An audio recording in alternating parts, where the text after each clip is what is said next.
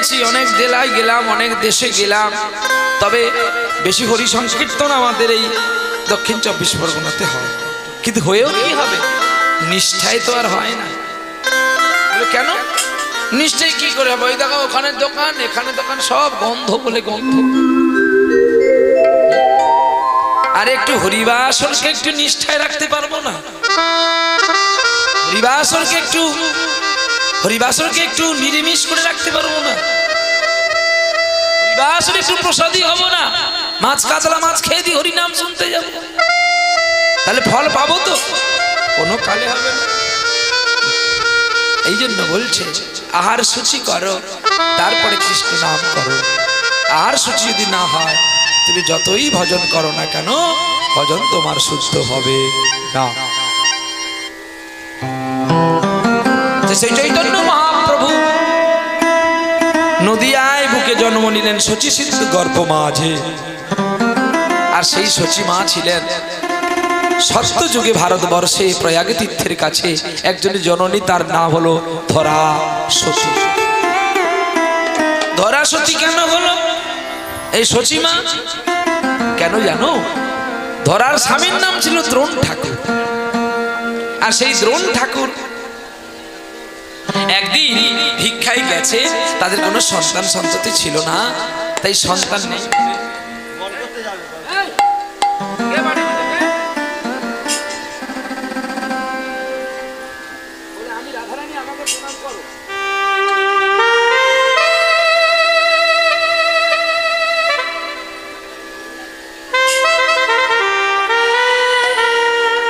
অভ্যাস যোগ ভালো, কিন্তু এ তো এখন স্বয়ং রাধারানী। আমি এমন কি কীর্তনিয়া হয়ে গেছি যে ওর প্রণাম আমি নেব?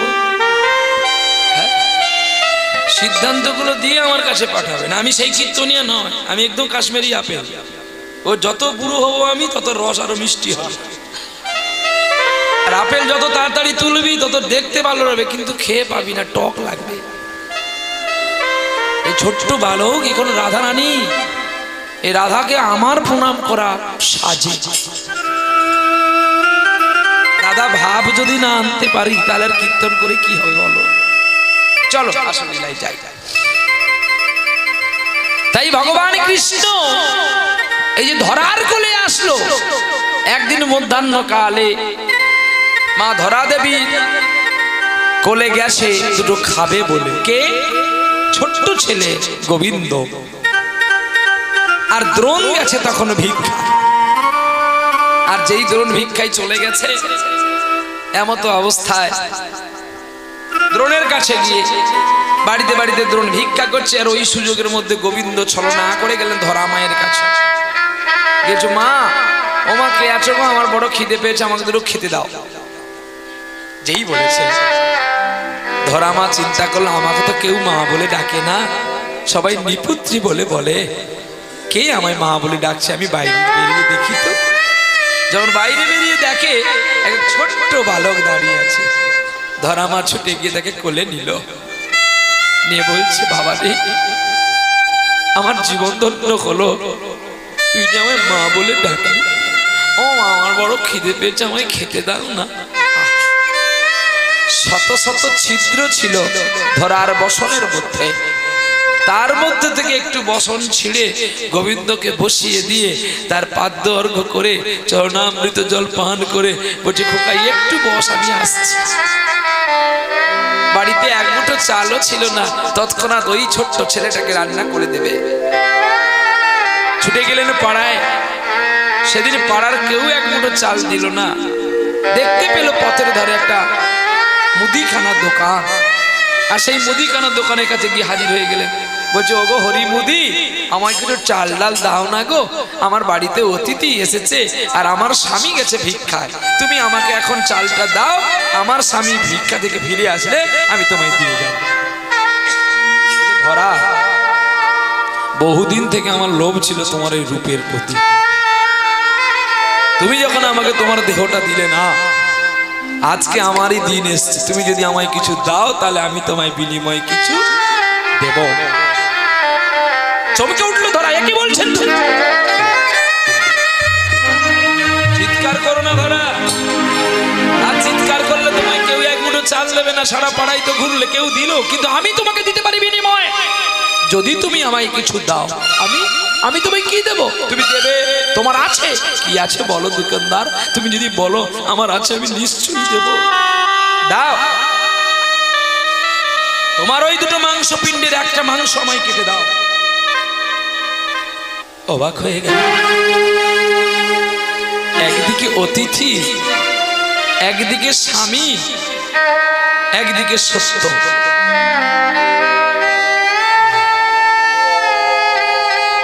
কেঁপে উঠলেন ধরা। মা জানো কি, আমরা কিছু জানি কি শাস্ত্র সম্পর্কে? আমি দেব। স্তন কেটে দিতে গিয়ে যদি আমার মৃত্যু হয় হোক, কিন্তু আমি আমার স্বামীর অমঙ্গল চাইব না। দাও হরিবুদি, আমায় ধারালো কাটারি দাও, আর এই মাংস পিণ্ড কোথায় রাখবো সেই জায়গা দাও। হরিবুদি বুঝতে পারলে না, ধারালো কাটারি দিল, চকচক করছে ছুরিটা।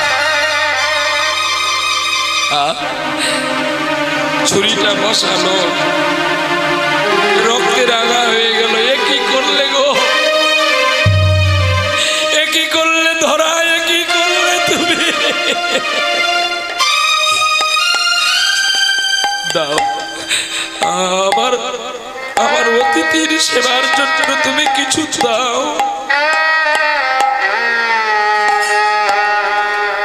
রক্তে রাঙা বসনখানা চিপিয়ে ধরে রেখেছে, গল গল করে ভর্তি আছে। কিছু চাল অতিথি সেবার মাপে নিয়ে এসে রান্না করলো, আর প্রবল যন্ত্রণা হচ্ছে। শুধু গোবিন্দকে বলছি, আমার খোকাটাকে খাওয়ানোর পরে আমার মৃত্যু হোক। গোবিন্দকে খাওয়ালেন।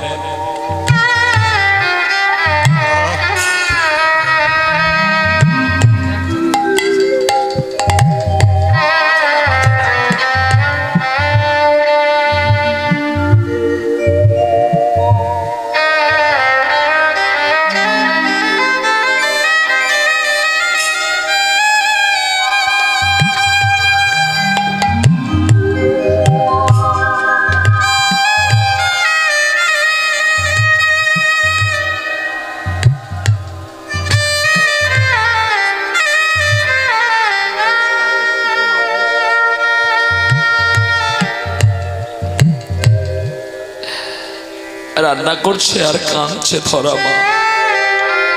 কাঁদতে কাঁদতে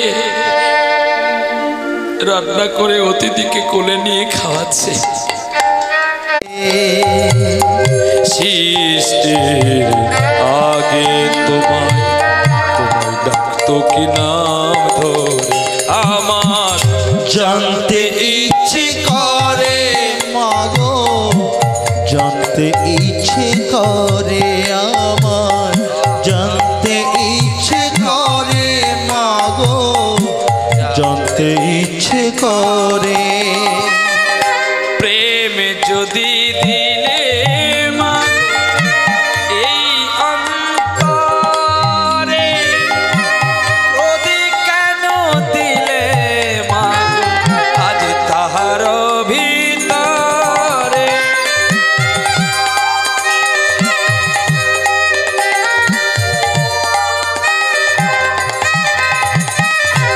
প্রেম যদি দিলে মাগো এই অন্তরে, ক্রোধে কেন দিলে মাগো তাহার ভিতরে? দয়াময়ী তারা তুই মা, আমার ভাবতে ইচ্ছে করে মাগো, জানতে ইচ্ছে করে আমার, জানতে ইচ্ছে নাম ধরে তোমায়, জানতে ইচ্ছে করে আমার, মাগো জানতে ইচ্ছে করে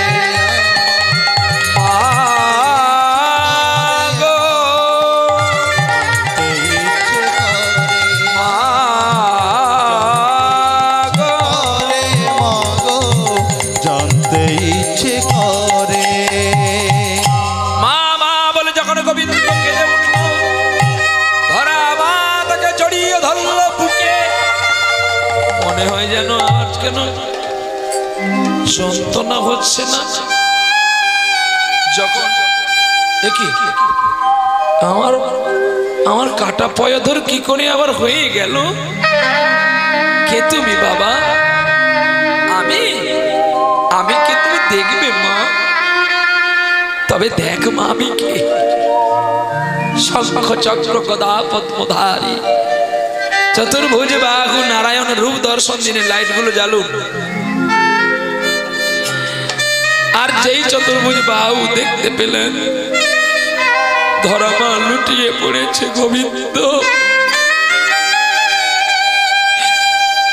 কি দরকার ছিল তোর কয়েক ঘন্টার জন্য আমাকে মা বলা? আমি চাইনি, আমি এই মায়াটা চাইনি রে। গোবিন্দ বলছে মা তুমি কি চাও আমাকে একবার বলো। কি চাই জানো? যেন তোকে যুগে যুগে আমি পাই রে কোলে।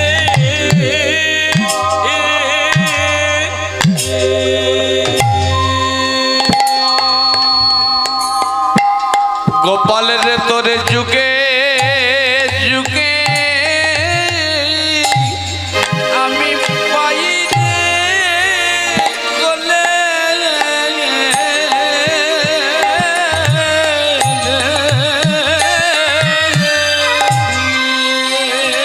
আমি আমি না খেয়ে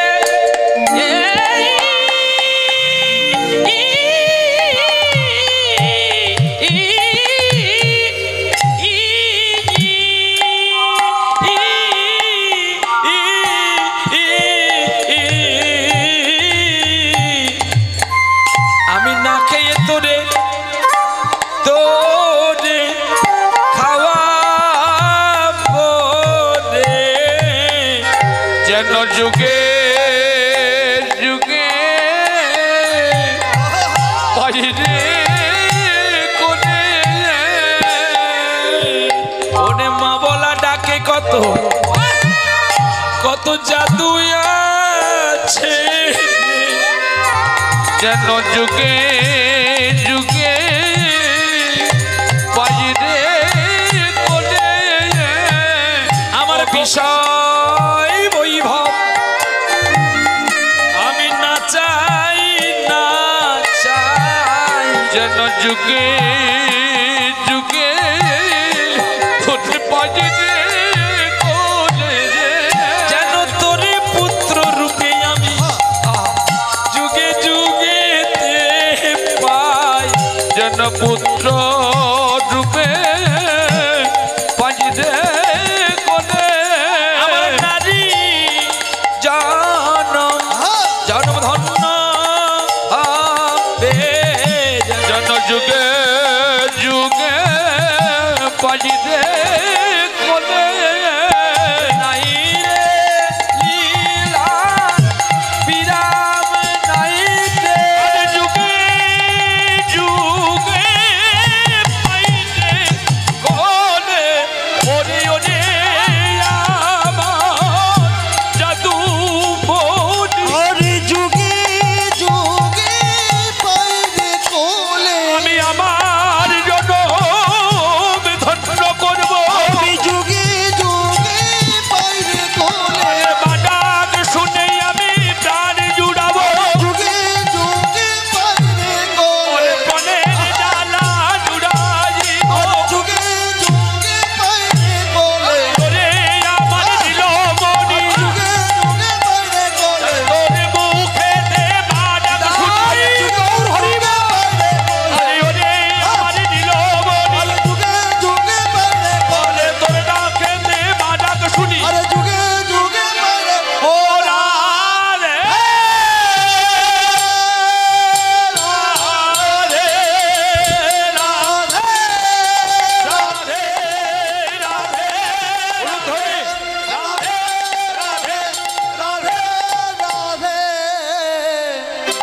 যেন পুত্র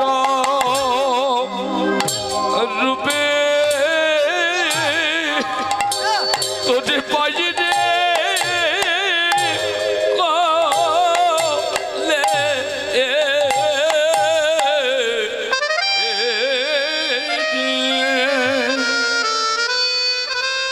মাকে অভিনয় করে নিলেন গোবিন্দ, না না আমি তোকে পুত্র হয়ে যেতে পারবো না মা, তুই আর কি চাইবি চা,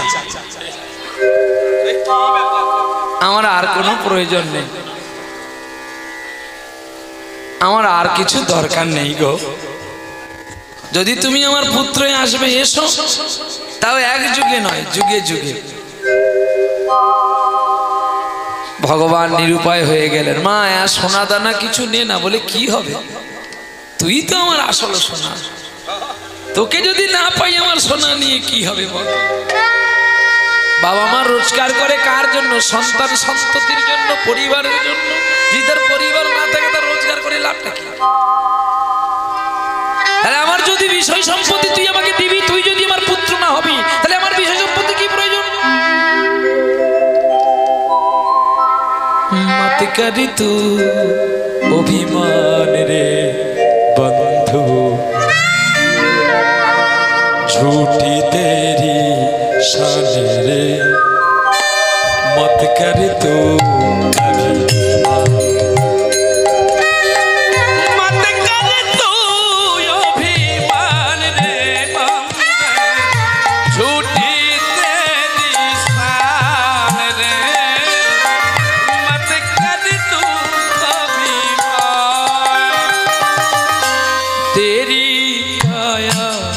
तेरी माया वो तेरा जो हरि गुण गाया, झूठी काया झूठी माया वो तेरा जो हरि गुण गाया, रहो नाना ने क्या तेरे बंधु मत कर तू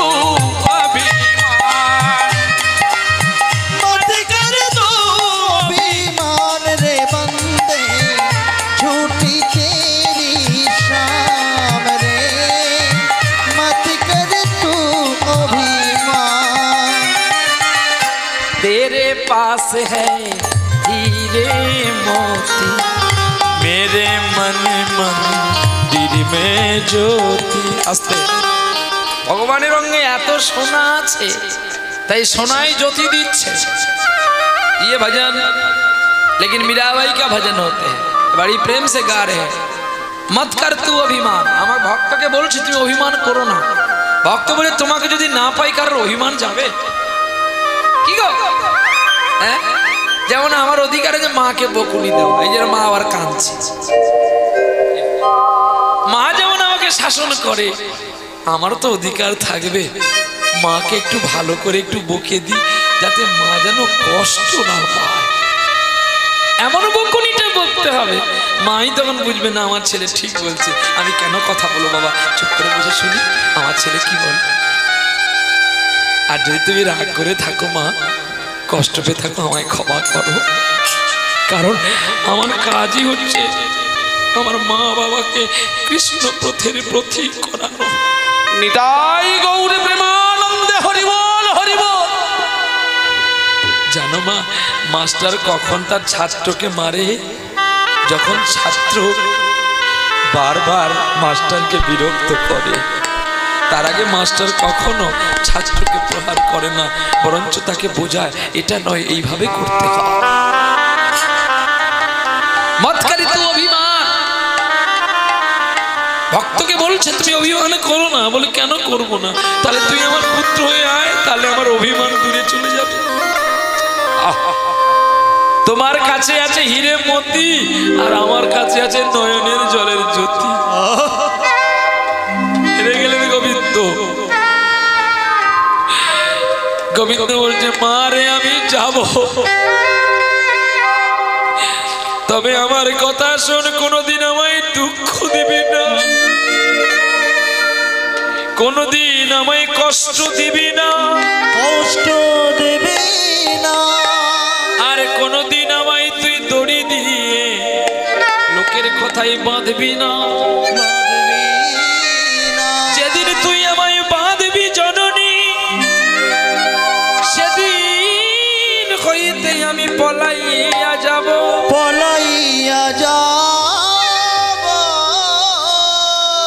পুত্র শোকের যন্ত্রণায় মরবি আমি আর ফিরিয়া না আসিব, ফিরিয়া না আসিব। সেই সত্যযুগের সতী ধরা তিনি আসলেন ত্রেতা যুগে কৌশল্যা, আর এই কৌশল্যা হলো রামচন্দ্রের জননী। আবার কৌশল্যা তিনজন, কৌশল্যাকে নিয়ে তিনজন ছিল দশরথের স্ত্রী, কৌশল্যা, কৈকেয়ী আর সুমিত্রা। তাহলে সুমিত্রার গর্ভে কজন ছিল? দুজন ছিল, লক্ষণ আর শত্রুঘ্ন। আর কৌশল্যারও একটি ছেলে আর রাজা ভরতেরও একটি ছেলে। যে মনে কাকে বলা হয় না, কৈকেয়ীর একটি ছেলে রাজা ভরত, বোঝা গেল? কিন্তু এরা চারজনই কিন্তু ভগবান। এই যে লক্ষণ, ও পূর্ণ ভগবান। তাহলে ভরত পূর্ণ ভগবান, কিন্তু লক্ষণ তো রামের সঙ্গে ছিল, আর ভরত 14টা বছর রামের চরণ ছাড়া ছিল। কিন্তু প্রমাণ করে ওজনে দেখা গেল লক্ষণের চেয়ে ভরত বেশি লাভ করেছে।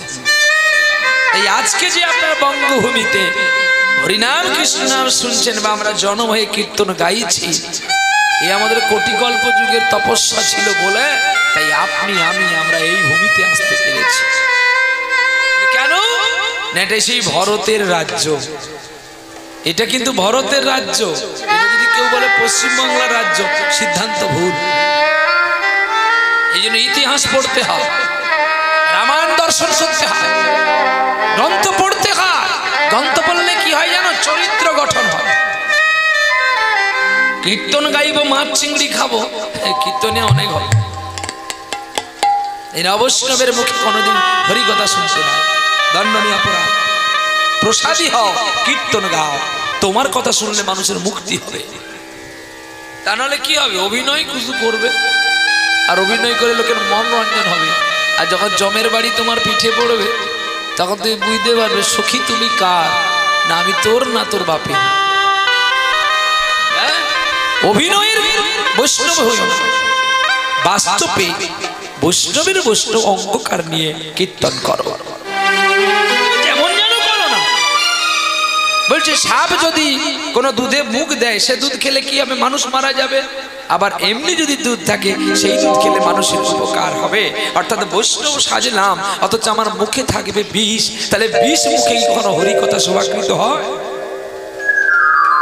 এই জন্য যারা কীর্তনীয় হবে তাদেরকে আগে পবিত্র, তাদেরকে আগে শুচি হয়ে থাকতে হয়, তাদেরকে পরিষ্কার হয়ে থাকতে হয়, তবেই তো তাদের কথা অজ্ঞান মানুষগুলো মুক্তি পাবে।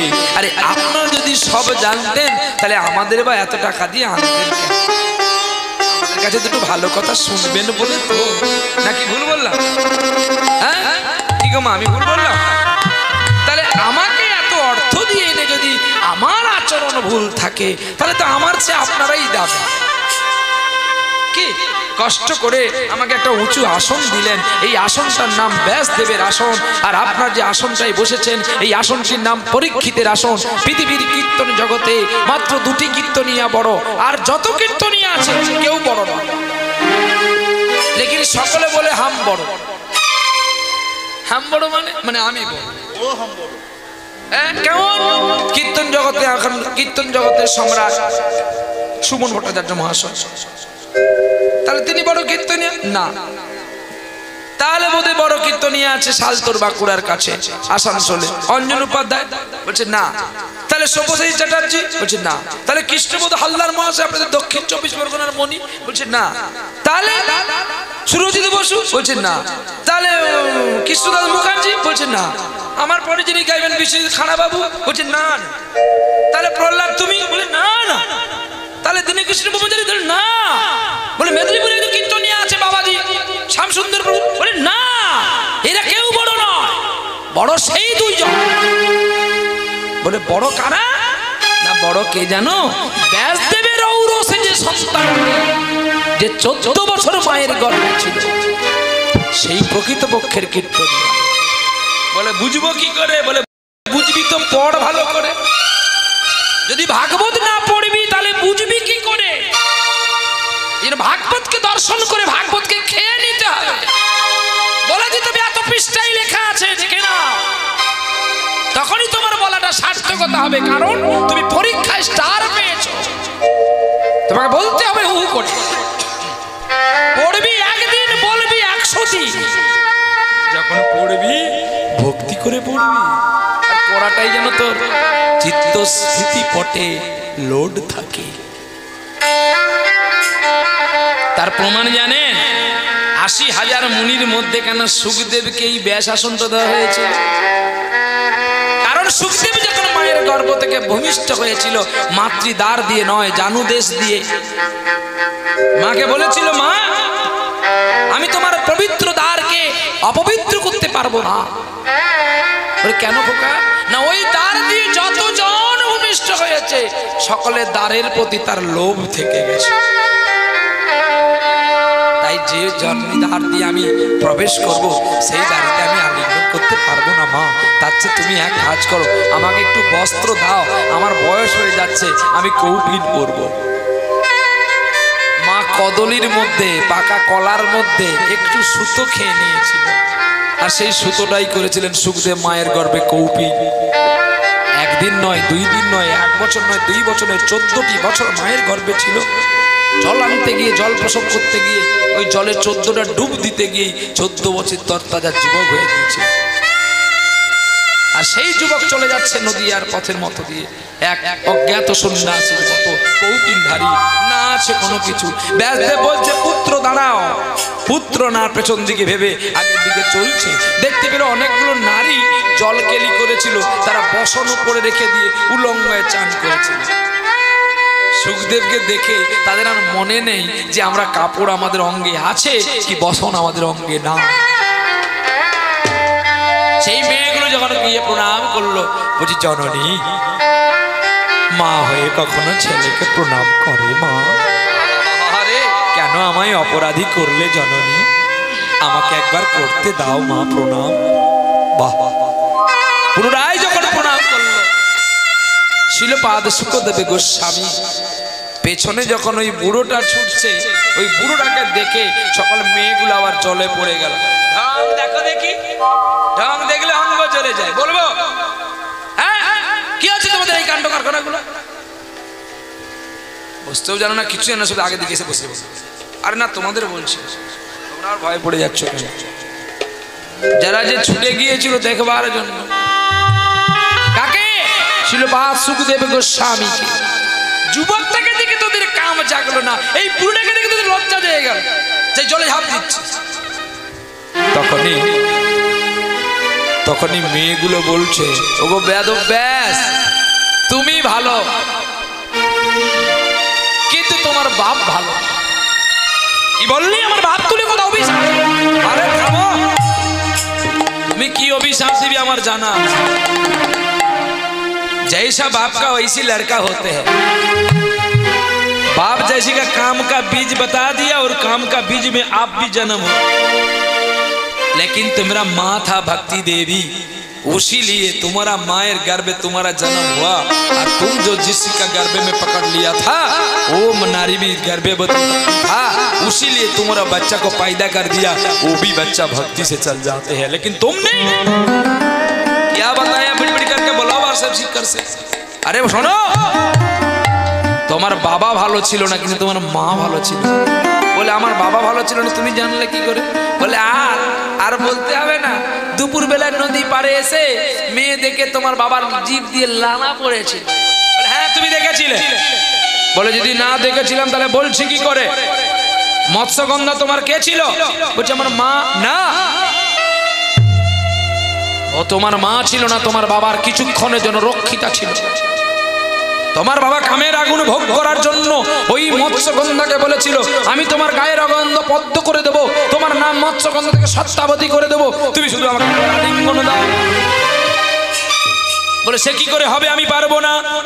বলে তাহলে আমি অভিশাপ দেব। বলে দিনের বেলায় আমি আই বুড়ো অবস্থায় কি করে তোমায় দেব?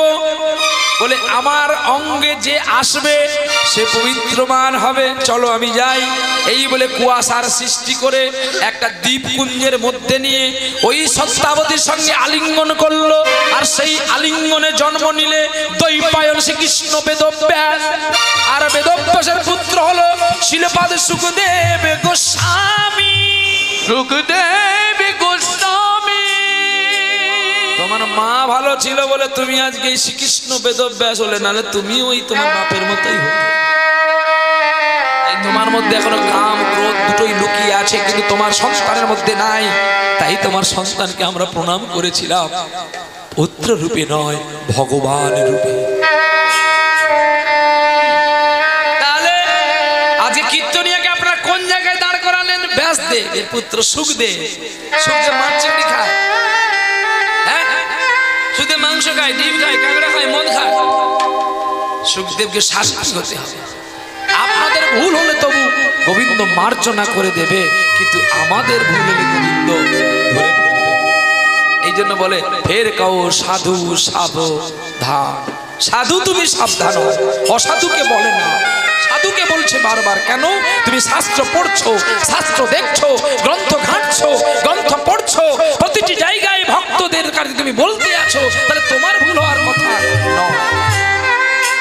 এসে বলো রাধা রানী কি। তাহলে ভগবানের কাছে চিত্ত করলো কি?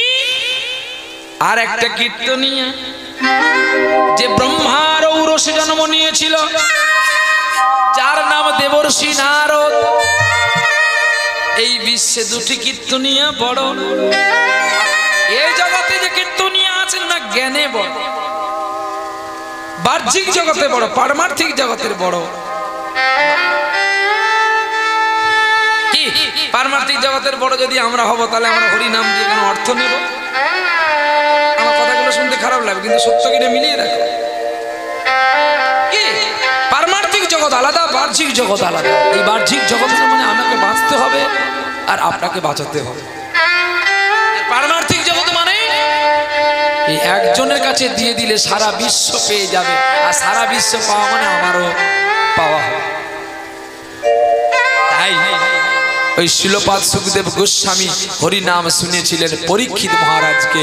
পাণ্ডব বংশের পুত্র, অভিমন্যুর পুত্র, উত্তরার গর্ভে যিনি এসেছিলেন রাজা পরীক্ষিত মহারাজ।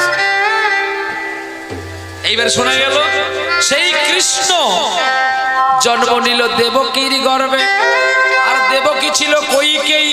আপনারা সকলে জানেন কৈকেয়ীর স্বভাব খারাপ ছিল, তাই ভরতকে রাজা করবার জন্য রামকে বনবাসে দিল।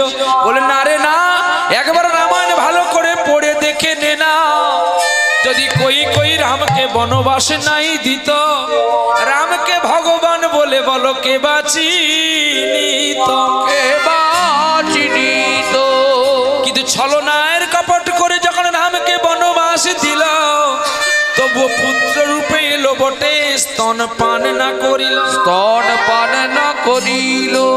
আর এ যুগে যে ধরা মা ও যশোদা হলো রানী, আর আনন্দে গর্ভে সন্তান কন্যা প্রসবিল তিনি। ঝড় বৃষ্টির অন্ধকারে বসুদেব নিয়া চলে ধীরে, আরে রাখিয়া পুত্র সন্তান কন্যা নইয়া যায় বারে। সেই কন্যাকে দুষ্ট কংসাসন যখন মারিতে যে গেল, ওরে কন্যা উড়িয়া দৈব আনিয়া কইতে লাগিল, তোমারে বধিবে যে গোকুলে বাড়িতে। সে চমকে গেল রাজা, চোর লাগালো, চোর লাগালো। আজকের দিনে দেখো কোথায় সন্তান জন্ম হয়েছে, গোকুলে। জানতে পারলো নন্দ রাজার পুত্র হয়েছে, ওকে মারতে হবে। কংস কত ছলনা করলো, অঘাসুর বকাসুর পুতনাকে পাঠালো, কিন্তু মারতে পারলো কি? পারলো না। কারণ মৃত্যু তো লেখা আছে জরাবেদের হাতে। সে পুতনা গেল মরবে না, অঘাসুর গেল মরবে না, যে যত যাক না কেন তার মৃত্যু হবে না। কারণ কৃষ্ণ যে কথা দিয়েছে বালির পুত্র অঙ্গদকে, আর এই অঙ্গদ হয়েছে জরাবেদ। তাই জরাবেদের হাতে সরজ নদীর কূলে দ্বারকানাথ থেকে আরো অনেক পথ দূরে, সেখানেই তার মৃত্যু দংশন আছে। তাহলে এখানে তার হবে না। সেই কংসকে মুক্তি করার জন্য আজকে কংসের মামা ভাগনা রূপে জন্ম নিলেন। কোথায়? মথুরার কংসের কারাগার হইতে চলে গেল নন্দালয়ে। নন্দের আলোয় কৃষ্ণ দিনে দিনে বাড়ে। হ্যাঁ, কৃষ্ণ দিনে দিনে বাড়ছে, বাড়তে বাড়তে কৃষ্ণ প্রেমের জগতে শুদ্ধ করে বড় হয়ে গেল। আর সেই কৃষ্ণ আজকে সকল লীলা শেষ করবার জন্য, তোমার আমার অন্ধকার দূর করবার জন্য এই নদিয়ায় এসেছিল। ওরে নিতাই যদি এই দেশে এলো, নিতাই যদি এই দেশে এলো, ও আমার নিতাই যদি এই দেশে এলো, নিতাই যদি এই দেশে এলো, জীবের সব জ্বালা দূরে গেল, ও জীবের সব জ্বালা দূরে গেল। ও নিতাই যদি সেই দেশে এলো, নিতাই যদি এই দেশে এলো, ও আমার নিতাই যদি এই দেশে এলো, নিতাই যদি এই দেশে এলো, তাই আসতিছে রাস্তায় তার নামা বলি গায়, হরির নামের তিলক মালা দুলতিছে গলায়। ও নিতাই আসতিছে রাস্তায়, ও তার নামা বলি গায়,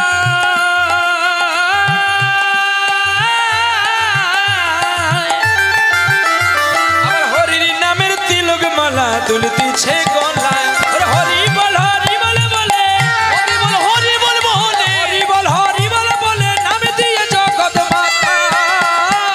এই নিতাই যদি এই দেশে এলো, আমার নিতাই যদি এই দেশে এলো, ও আমার নিতাই যদি এই দেশে এলো, হরি বল। নিতাই যদি এই দেশে এলো, বড় ভাই নিতাই পদ সার ভাবে হবি পার, ওরে কলি যুগে নাম ছাড়া গতি নাই আর। বড় ভাই নিতাই পদ সার। আস্তে, যদি কেউ কৃষ্ণ নাম জপ করবেন, ভজন সাধন করবেন, খুব সাবধান, গুরু পাল্টাবেন না, গুরুর কাছে অনুমতি নিবেন, নাহলে যাত্রার কাছে আবার গুরু করতে যাবেন না। এখন